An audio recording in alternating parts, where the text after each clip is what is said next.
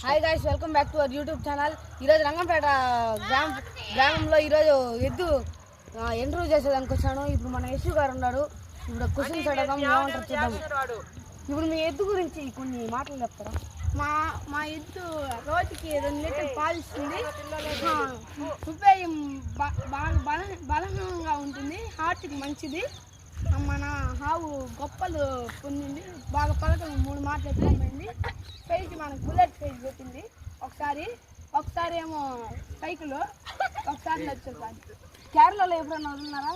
తమిళనాడులో number plot ఇలా ఉంటాయి కదా, వదిలితే 2 లక్షలు కొట్టిందన్న. ఒకేసారి 2 లక్షలు కొట్టిందా? మళ్ళీ ఈసారి 2 లక్షలు కొట్టిందంట.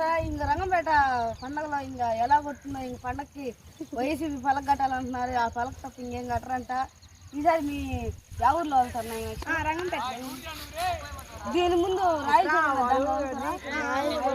సానంబట్ల రంగంపేటలో వదిలినాక రామిరెడ్డిపల్లిలో వదులుకుండా ఉంటారా?